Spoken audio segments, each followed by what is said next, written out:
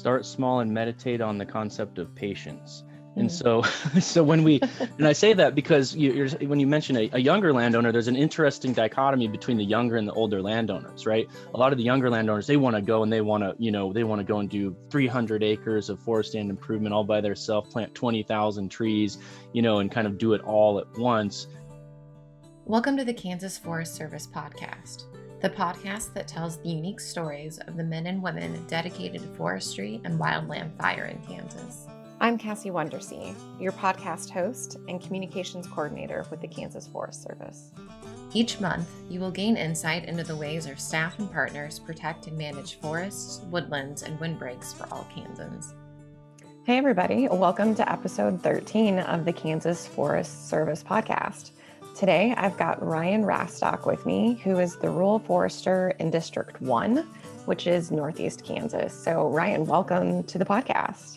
Hey, Cassie, thanks for having me on. I'm excited to be here. Yeah, well, I know we've been trying to get you on the podcast for the last year, so I'm glad we finally got it done. So thank you for being here today.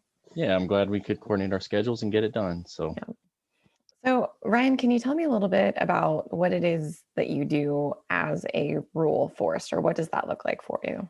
Yeah, so I'm a district forester here in Northeast Kansas. Currently, we have these 7 counties kind of nestled up in the northeast corner. We work primarily with private landowners to either lend technical service or guidance on how to manage their rural forests. A lot of times that incorporates, things like, evaluating the timber to do inventory, so let them know what they have, and then provide information to them on how they can proceed to meet whatever objectives they might have for that land.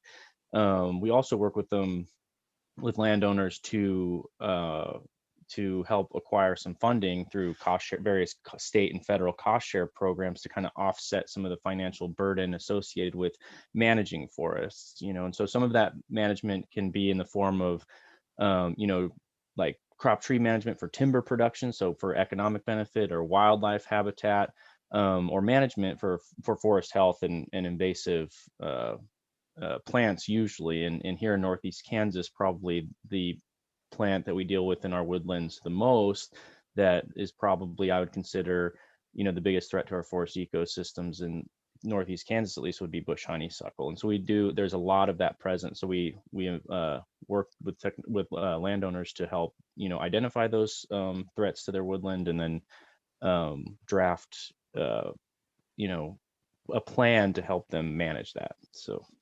Mm-hmm. So can you talk a little bit about how you got into forestry, and especially forestry in Kansas? Like, you don't really think of Kansas as being a big forestry state. Oh, absolutely. Yeah, there's definitely not a very, large culture of forestry in Kansas, at the moment. And I think, we're working on that and have been for many years. But kind of how I got into trees, it's kind of a circuitous route. So I had always kind of been so I'm a forest entomologist. And so I had always kind of been into insects and entomology. And so in high school, I did a few, independent research projects on insects and in entomology. And then when I went to college, I got involved. I went to University of Montana and started studying forestry there. And I kind of started met some people who were, working with bark beetles and other things like that. And I was actually drawn to it for the insect component. And it was just a matter of convenience, really, that lab was open, and those were the people that I met. So it drew me to forestry that way. And then I ended up, moving back to Kansas and studying some entomology more, and then kind of got more into, when I got to KU, I got in Sharon Billings' lab, and there's some side projects going on with red oak borer at the time. So a native wood boring beetle that can get into, red oak trees, and it's kind of a complicated system, so I won't get into that. But so I was in that lab, and then, that kind of got me more acquainted with trees and associated with trees. And then, I ended up getting, a job to help pay through college climbing trees, arboriculture. So, that kind of led more to the trees, and I really kind of fell in love with trees, and kind of, went that route. And so I've always kind of made my decisions in a career based on two things, kind of like a binary decision tree where, if it has to do with insects, then I'd go for it. If it has to do with trees, then I go for it. If it has to do with both insects and trees, then I absolutely go for it and put all that I can into that. And so, that's the long way of kind of saying, there's more to it, but really I just kind of fell into it through entomology, and then, ended up, of course, going to graduate school doing forest entomology and studying woodborne beetles and stuff like that. But that's kind of how I got into it, really kind of through entomology and then arboriculture, and then kind of wound around and landed in a rural forestry kind of role here in Kansas when we moved back to Northeast Kansas after graduate school in Arkansas. Yeah, and it seems like in Northeast Kansas, that's an excellent place for those two passions of yours, the trees and the entomology, to connect there.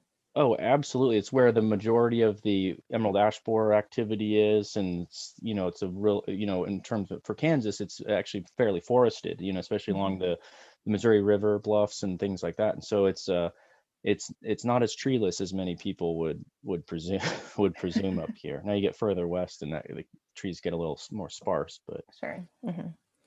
So when you're working with landowners in that area of Northeast Kansas, what are some of their major concerns and some of the ways you help them think through managing their tree resources on their property? yeah, so I would say hands down the primary objective of most of the land, couple hundreds of landowners that I work with has to do with wildlife management. Mhm. And oftentimes that actually equates to, big game deer turkey management, and not as much of like a holistic wildlife benefit that we would hope for, but that objective for managing for kind of recreation at that point and not so much wildlife. But I would say that's probably the most common objective. We do very few projects up here that are kind of a traditional, forestry with an economic emphasis on, producing trees to grow to a, economical size that can be harvested and sold in the future. Very, very, very little of that. We do have a lot of walnut plantations and stuff here in Northeast Kansas, but it's very, in terms of, that's a rarity compared to the majority of the work that we do, at least in terms of the objectives associated with the landowners. So is it planting plans? Is it removal?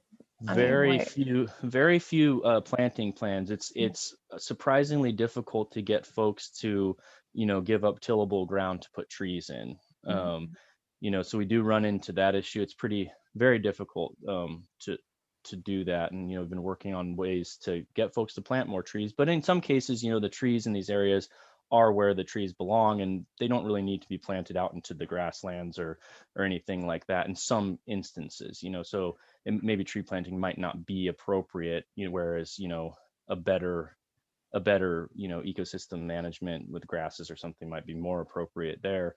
But I work primarily with practice called timber stand or forest stand improvement, and it's basically a fancy way to say, you're going into the woods to cause a disturbance to push the woodland in some direction to meet your goals and objectives, which is usually on these upland oak hickory forests in Kansas to kind of benefit those trees so they can grow better and have more space and produce more mast for wildlife, or in most cases these big game animals. So I would say probably more recreation than wildlife. But Sure.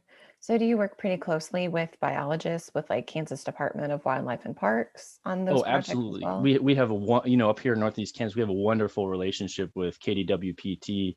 I work a lot with the area biologist. He kind of overlaps, much of my district. His name's Tyler Warner. Very great asset, very extremely knowledgeable. We have a wonderful, professional working relationship, and we're friends as well. We've become friends through this conservation work that we do. And so, we definitely do a lot of collaborative work with them. And what's great is then we can kind of get a more holistic approach to conservation and management, because he'll kind of work in the grasslands, and then we work together kind of on the edge, that transition zone from the grasses into the woodlands, to kind of oftentimes work on that edge to make it more suitable for certain wildlife and birds and stuff like that. Now he gives me the information. He basically tells me what the animals need in terms of, trees, and then we work to make that happen.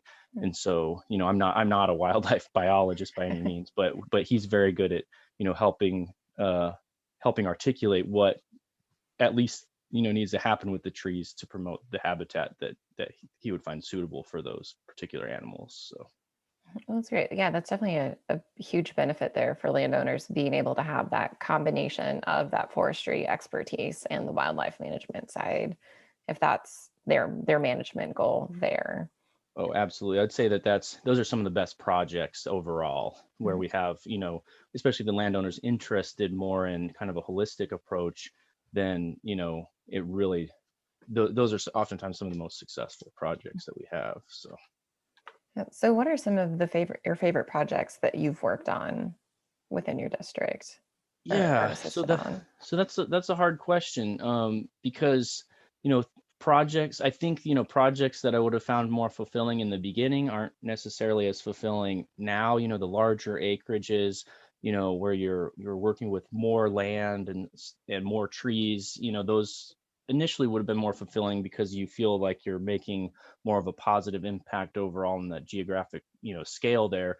Um, but I'd say now it's kind of morphed into, the relationships with the landowners. And so those landowners that just really truly want to do a good job and they follow through, and then they become advocates for forestry and conservation and all of that. And so I would say that those landowners, maybe they often have smaller acreage too. They can dedicate more time to a smaller area, but oftentimes they'll live on site, and so they can actually interact with the woodlands. They see it every day. They ask great questions and, work toward, achieving their objectives. And some of those would be, I'd say, the most fulfilling. Oftentimes the projects where people are they want to do it on their own and they don't, necessarily want any, financial compensation. They just really have that mindset and the philosophy to do conservation work for the love of it, basically. So. Mm-hmm.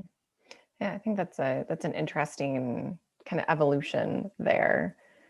Seeing your motivation and that maybe change and the passion change a bit of the idea of it's the conservation work, but now it's more about the people doing that conservation. Absolutely. Because, over time, early on, getting into the district, it's a little bit easier to spend more time on individual projects, before you really start getting to know a bunch of people and making those networks of people. And, then your demand gets so high, you can't really spend as much time on those larger projects that you wish you would. And so the landowners that really kind of advocate for themselves and continue to communicate, it's really great. You get a lot of that, what I'd say, that follow through and execution. You get, basically more interaction with those projects, and then they become advocates and kind of amplify what I would say they probably amplify our positive, messaging and things like that we would want to promote at the Kansas Forest Service. So. Mm-hmm. So do you get the opportunity to go back and visit these landowners Very rare, regularly, very or? rarely, and that would have to do oftentimes with request or demand. And so it's very unfortunate. I mean, if we could, go back to these projects more frequently and see what's working, what isn't working, and then kind of adjust and adapt our prescriptions so they can meet their objectives, that would be ideal. But just the area that we work is so large and vast that very rarely do we get back to those projects. And so I would say, the projects that we get back to the most are like these landowners that I just, talked about. They're calling us, they want us to come out, and, kind of, I would hate to say it, but kind of the squeaky wheel, kind of thing where, if they're not really asking for us to come back, it's hard to fit it into the schedule. And it's just kind of the nature of how we're structured. And so not very often we get back to a lot of projects within a reasonable amount of time. So. Yeah, and it's got to be difficult when you are working on deadlines. And I do want to touch on that a bit. I know you mentioned earlier some of the cost share programs that you work in. And I know there are times of the year where there's deadlines coming up for submitting those projects that you're just absolutely swamped with requests and paperwork. Can you speak to a little bit about what those cost share programs are, what kind of projects those might be, and even how landowners are using them? Absolutely. So, there are kind of two funding sources that I've worked with in my time here, and state funding through Kansas Department of Wildlife Parks and Tourism. They have some smaller pots of funding to help do some forestry work, but primarily we're working with funding through the Environmental Qualities Incentives Program that's administered by the Natural Resource Conservation Service. So a federal agency and federal dollars to help offset the costs for things like we discussed, like forest stand improvement or timber stand improvement. Sometimes tree planting, really the rates aren't probably as high as they need to be to entice people to put trees in the ground and maintain them. But I would say Environmental Qualities Incentives Program is the one that we work, or I work primarily with, and the practice. So there's an array of different practices within there. Like I mentioned, forest improvement, tree planting, riparian forest buffers, so planting vegetative buffers along streams and in aquatic corridors and things like that. But I primarily work with the forest stand improvement, and it's a pretty good rate that will oftentimes help offset the cost substantially to get a contractor in there to do some of the work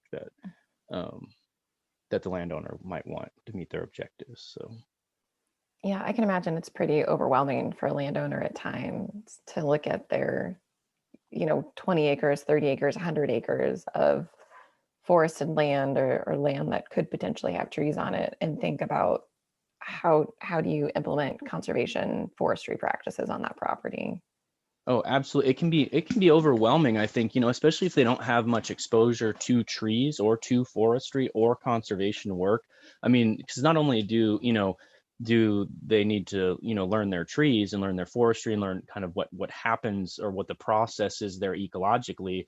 But if they're going to pursue cost share, then there's a whole complicated, network of paperwork and things like that they have to navigate in order to implement these practices. And so it's a lot of information. And so oftentimes I'd say folks are generally somewhat well, I guess it depends, but generally somewhat more knowledgeable about conservation practices than necessarily they would be about the cost share. Now there are some landowners who have it dialed in, and they've basically got that figured out to where they can stack a bunch of practices and things like that, and um, get some significant monetary benefits from that. But it's in terms of getting it all together. So you know and that's what I really enjoy, right? Like I really enjoy getting out on the property with a landowner and then seeing it in their eyes, seeing it click, right? So we're talking about, these are the trees you have.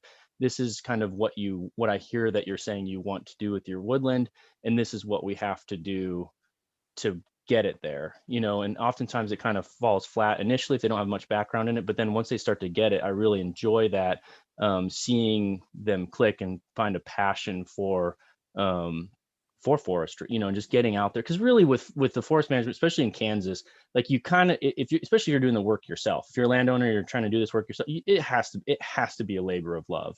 It's not something, in my opinion, that you would be doing necessarily and reap much benefit from it unless you really enjoyed the process and you enjoyed the long-term results or from that, right? So 'cause it's hard, it can be hard, dirty work getting into the woods and thinning and stuff like that. And if you enjoy it, then it's great. If not, we've seen people pull their applications because it's a little bit too overwhelming.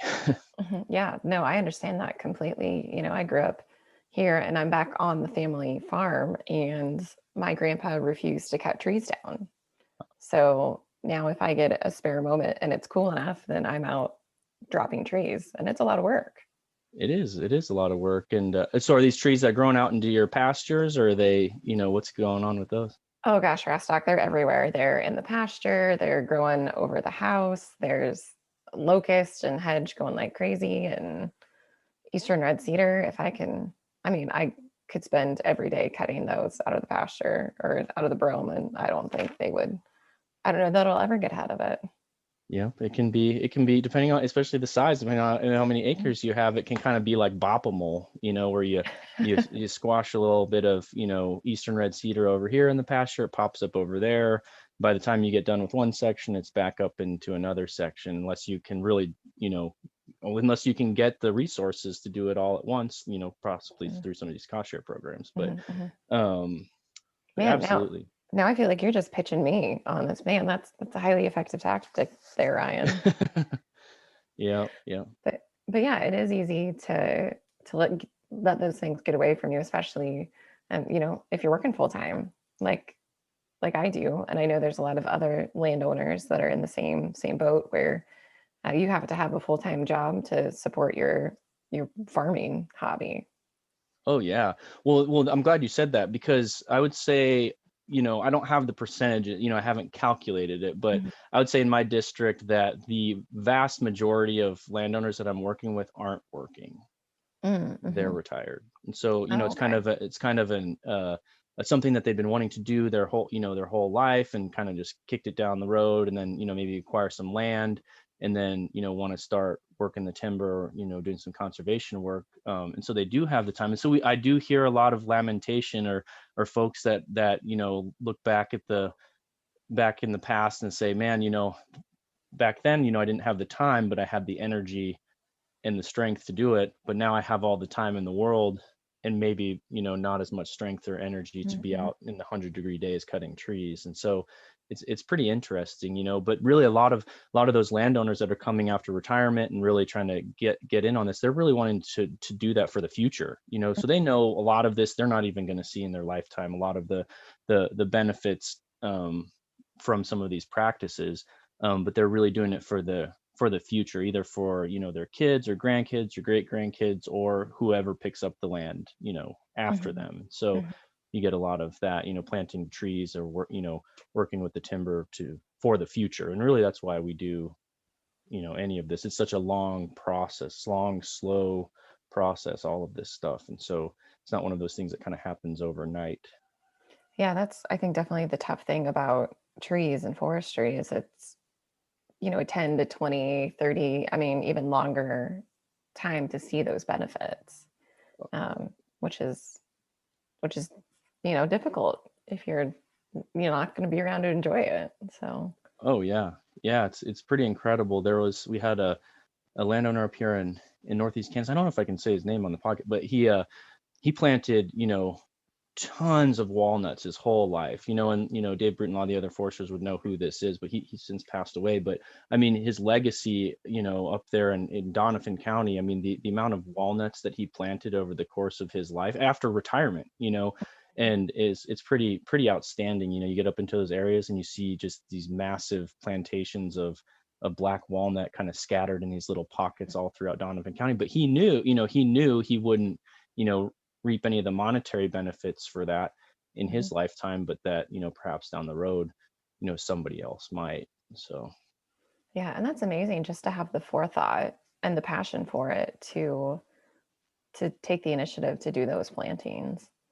oh, absolutely. And it's a lot of work, it's a lot of work, because we do oscillate between people who, don't want to plant trees, and then people who want to plant too many trees. No, not that I, ever, necessarily want to talk somebody out of planting a lot of trees, but the amount of work that goes into it, it's kind of that the two extremes, trying to get people to plant trees, and then trying to get people to be at least somewhat, reasonable in their capabilities to be able to manage, tens of thousands of trees and get those established and things like that. And so, it's a fine balance there.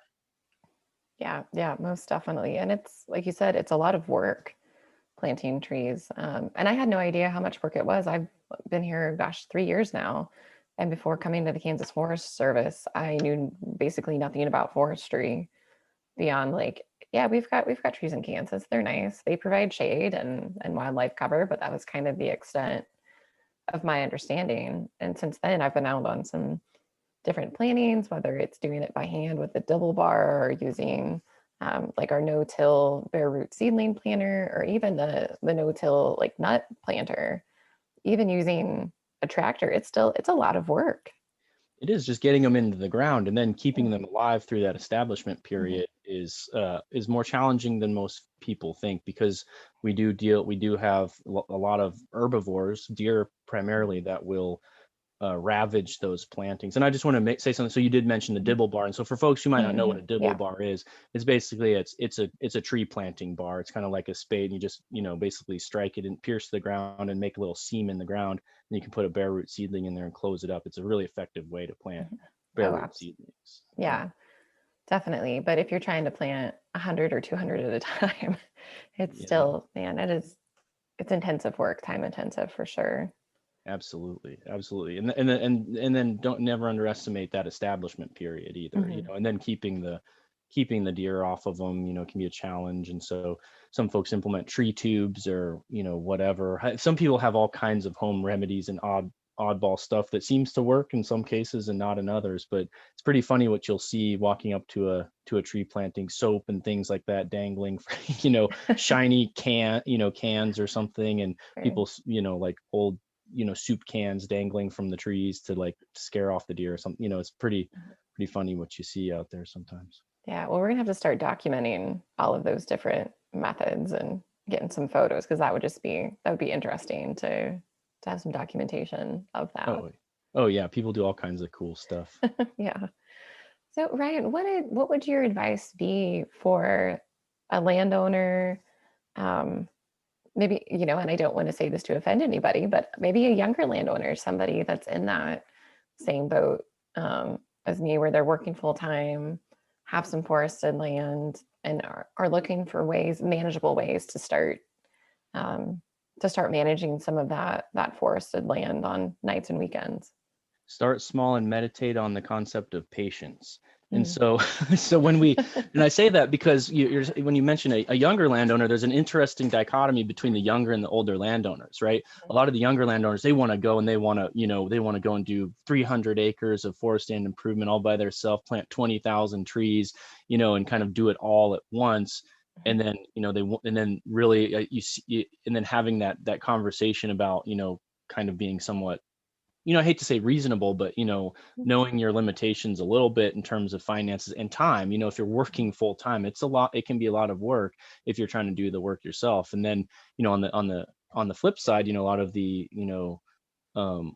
older, probably more, maybe wisdom maybe seeps in with age or something. And so they seem to be a lot more patient, and they understand, the time scale a little bit better. But so for like, younger landowners, my age, your age, younger, 30s, 20s, 30s, 40s, 50s, even, those would be all young landowners. And so I would say that, patience, patience is a virtue with forestry. It's a very, very, slow process, really. Yeah, you're definitely not going to get it all done at once. And it seems like it takes much longer to get anything done than you think it will initially. Yeah. Which I've learned that lesson the hard way. I had plans to clear an area for a garden, and I started a bunch of seedlings inside this winter for the garden. And yeah, they're all in pots now. I'm trying to transition my large garden into a container garden, and lesson learned there, Ryan. Lesson learned. So yep. Sometimes we think too big. Well, I'd never tell anybody to think small, right? Never think small. So don't get me twisted there. Like, always think big, and aim high. Aim high. If you aim high and miss, that's all right. But if you're aiming low and you hit, then that's a whole nother story that we don't have time to talk about there. But yeah, so definitely I don't want it to get twisted that I'm encouraging people to aim low, but just to know, especially if you're working full time, that really be honest with yourself about what your time will allow you to do with these projects, especially if you're using cost share, because there are deadlines and stuff associated with that. Yeah. Oh, absolutely. So there in Northeast Kansas, are there, or is there a community of people or a group of people where folks can get connected over some of those conservation practices, or see what's worked for others or maybe hasn't worked so well? Yeah, so formally, I mean, we do our, our forestry field days, but those travel kind of all around the state. That's a great way to get to meet people, and kind of learn about the process, meet foresters or meet your forester, depending on where you are in the state. But that's kind of travels around to different districts and isn't specific to Northeast Kansas. And in terms of, Northeast Kansas, it's we have had an employee, Shane Neal, who's now, he's going to go teach in Wamego. Is that right? Yep. He was our landowner. He was running our landowner advocacy network while we were here. And so there is some structure in place, to be able to connect with landowners in your area through that program. And I don't know a lot of the details with that, but that's one option. But obviously contacting your forester and networking with your landowners, with adjacent landowners, if you do live there, live on site, it's a little bit easier. Now if you're an absentee landowner, that can be a little bit harder. There's thousands of acres that I've worked on that I've never even met in person, the landowner, and so that might be difficult for them to meet or network and stuff like that, especially in 2020. But so yeah, unfortunately, I can't think off the top of my head of something specific to Northeast Kansas that would be kind of a gathering hub for landowners. Go to your extension offices and your NRCS office for your county. If it's located in your county, and just ask around, and you'll be able to hopefully meet people. But really, contacting your forester is probably the easiest way. If you can get a hold of us. Right. Yeah. And I say that half joking. I mean, because we are in the field a lot. And so, with that being said, there's often not a lot of phone service. And so, it just is what it is. But yeah. Well, and I know you mentioned earlier that you've got, 100 to 200 landowners that you're working with in any given season. So at least, yeah. Yeah, there's a huge demand for your time. So yeah, it's definitely difficult to get all of that scheduled in, and unless you've got a time machine or like the Harry Potter time turner. Maybe we're onto something. We could write a grant for that and develop the Harry Potter time turner.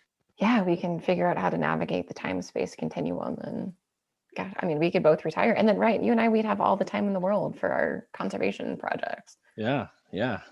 Let's get on this. We're gonna have to make it happen. If anybody listening has any ideas, reach out, send us an email or get a phone call. Probably me, not Ryan, because I'm more likely to answer right away. But yeah, awesome. Well, on that note, we'll include in the show notes your email address and where people can find contact information for their local district forester, which, like you mentioned, is a great way to get connected into resources and information. But yeah, just please be patient with those folks, as it can take a while to get through email and phone calls. And I've discovered the longer I've worked specifically in natural resources and conservation is that a lot of us are in this field because we like to be outdoors and don't really carry a cell phone all the time if we don't have to.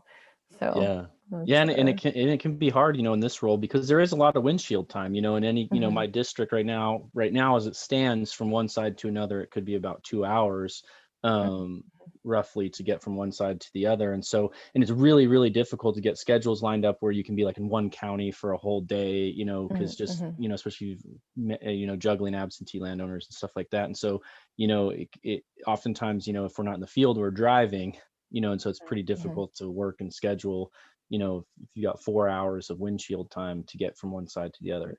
Yeah. Well, because I know like Jamie and John out in Western Kansas and their districts out there, it can be, a 4-hour drive. Absolutely. They've got 20 some odd counties and community responsibilities. So it's a lot, maybe fewer trees, but bigger area, Yeah. And different projects, they're working on some pretty interesting projects out there just because of the different landscape. I know Jamie So Jamie Sear out in Northeast Kansas, she does a lot of really good work. Or sorry, Northwest Kansas. Yeah. She does a lot of really good work, and she does a lot of work with community forestry, but also with windbreaks and things like that. So she's very, very prolific out there. Mm-hmm. Yeah, it is. It is easy to keep busy when you work in forestry in Kansas, which I think maybe surprises a lot of people. Yeah, it does. Because usually if we're at a conference or something, you invariably get that quip of like, who's taking care of your tree, singular. We take, gosh dang it, that one tree is taken care of really, really well. That one tree in Kansas. Yep. Yep. And it's a honeysuckle tree. It's honeysuckle bush. A honeysuckle bush. Our only tree. No. Oh gosh. Well, yeah, we've definitely got our work cut out for us there. So any parting words of wisdom or advice or anything else you think should be out there for the general well-being of all Kansans? I think the general well-being. So I'm a forest entomologist, so I've got to put in a plug for that. But like and so for people who don't know what a forest entomologist is, it's basically an entomologist that specializes in insects that kill and destroy trees, more or less. And so one such insect is emerald ash borer here in Northeast Kansas. There are a lot, on the horizon and other things too, but that's the primary one here. And for folks that don't know, the federal quarantine for emerald ash borer has been lifted. So it's not a federally regulated insect anymore. And so that kind of led to our de facto firewood quarantine to, at least in theory, try to, limit the spread of firewood, which a lot of these insects reside in. So if you've got bark beetles or wood boring beetles, they actually live inside of some of that wood. If you move it to an area, they can emerge and then cause an outbreak somewhere else. And so, while I would say the plug, just try not to move firewood, burn it where you buy it, right? And or burn it where you cut it. And so just really, I can't emphasize that enough. How important that is, because these things can spread pretty long distances in that wood. So I would definitely say that even though emerald ash borer is not federally regulated, and but to still use due diligence and not moving that material if you can. Because say if you're in Wichita where it hasn't been detected yet, it doesn't mean it's not there. We just haven't officially found it yet.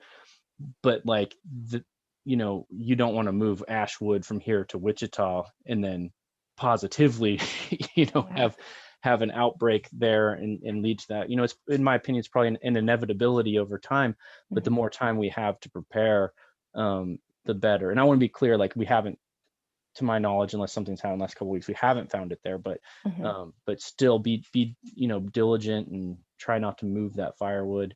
And if you see anything interesting, outbreaks of any insects, native or otherwise, shoot me an email, send me some pictures and stuff. I really do enjoy that. So if you're listening to this and you see, even like catalpa worm outbreak in the catalpa, that is spectacular, right? It's not really going to kill the tree, but it's just amazing to see those insects just in those, what I would consider an outbreak stage, where they're just completely defoliating trees. And so, keep an eye out for that. Cool. So there's a lot of cool stuff happening, all over the place, really.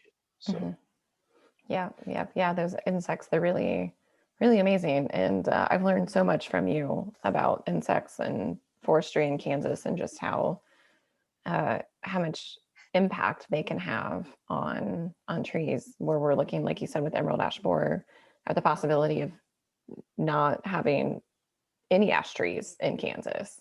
Untreated, large mature ash trees. The vast significant majority of those are going to be gone, and they'll regenerate in the woodlands and stuff like that. And we're seeing that now in areas where it's come through, there's enough seed source that they're regenerating, and in some cases they'll grow large enough to produce seed. It'll be similar to American elms in our woodlands now with Dutch elm disease. And so for those not familiar with Dutch elm disease, there's a bark beetle that basically vectors a fungus introduces a fungus into that tree, and it clogs up the works and kills the trees. And so we don't, in general, American elms aren't as large of component, like large shade tree component in our urban and rural landscapes anymore. They'll grow to a certain size. Usually in my experience here in Northeast Kansas, they'll grow up to, 10, 12, 13 inches, and then they'll die eventually. And I suspect ash will do something similar to that over time. Yeah. And it's very interesting, because you can see a lot of, as you're walking the woodlands, and you're seeing these dead trees, these dead ash trees, you can see little pockets of change, because as those trees start to die, there's more sunlight being, injected into that system, and different trees are, starting to respond to that, and a process we would call releasing. They're being released from competition, basically, for sunlight. And so you can see these interesting pockets of, vegetation being released underneath these ash trees. And the interesting thing that I've noted anecdotally, and I don't know if there's like quantifiable data on this, but as those ash trees start to die, they'll die fairly slowly. It's not happening overnight. It's happening over a period of a couple years. Right now, now as the emerald ash borer population gets even larger, perhaps they'll die faster, but up to now, it could take a couple years for them to die. So they're slowly dying and losing that crown. And so they tend to, and just anecdotally, they tend to seem to release, a lot of that shade tolerant vegetation that's growing beneath them. Not so it's things like hackberries, or I've noticed honeysuckle. You can see these odd pockets or these islands of released honeysuckle underneath these ash trees. And now I don't know if that's just simply because they were there and that's what happened, but I've seen it enough to where it seems to be a common enough pattern that my point would be that they're not releasing stuff that we typically consider desirable, like oak trees or walnut in the bottomlands and stuff like that, because they're just dying too slowly over the course of a couple of years. But that's really interesting, kind of those unexpected consequences of that insect. Yeah, absolutely. And there's a whole array of other native insects that where ash in some stage of its life cycle is an obligate component. And so there's a lot of far-reaching consequences to these insects, and emerald ash borer in particular. And I think that hopefully that helps lend some perspective as to why not to move firewood distances, because really, it's not just the trees we'll be losing. It's the other associations within the ecosystem, or other plant species and insect species and other animals and things like that. So there are wide-ranging impacts I don't think we fully understand to these, forest insect pests. So it's best to use caution and not move firewood. Yeah, we can save a lot of insects and not release more bush honeysuckle and hackberry in the woodlands by just buy firewood locally, or like you said, burn it where you cut it down at. Yeah. And so what do they say? You have to hear something 7 times, that layered learning. And so I don't know if I said it 7, but don't move firewood. That's but I know we're joking about it, but it is really, it's amazing how just like one simple act could really prevent some pretty devastating impacts there, some devastating results. So it really could, one pickup load of wood can do a lot of damage. Yeah. Only you cannot move firewood. Yeah. We need we need a mascot like Smokey, but a big piece of firewood that I don't know what that mascot would look like. Yeah. It could be just a piece of firewood with like arms and legs that look kind of strange. Yeah. But then that little piece of firewood would be tempted to run away from any fire, so it'd just be mobile itself, right? Because it'd want to stay away from the fire. So if there was some sort of wildfire, it's running to the next county, spreading all the critters that are growing in it. I see this turning into like a video game where the objective is to like capture the firewood, and keep it like where it should be, whether it's running from a campfire or the wood stove, or whatever it might be. There's our $2 million idea there, Ryan. We're just coming up firewood with mascot. Maybe there is one and I don't know about it already. So if anybody knows, put a link in there. Yeah, we'll look for a comment on the podcast, or send us an email. We'll share that with everybody if it's out there. So yeah, absolutely. All right. Well, Ryan, I don't want to take up too much more of your time because I'm sure you've had phone calls and emails come in the last 45 minutes or whatever it's been. But I really appreciate you taking the time to visit with me today, and hopefully the folks listening have had a chance to maybe learn a little bit more or find that motivation to get those conservation practices on the ground. And I think we're all going to take a minute to go meditate on our patience and the concept. So. Absolutely. So All right. yeah, thanks for having me on, and I hope I wasn't rambling too much. And yeah, just anytime. So it's a pleasure. Yep. All righty. Well, we will talk to you soon, Ryan. Thank you so much. Sounds good. We'll holler at you later. All right. Bye. Bye.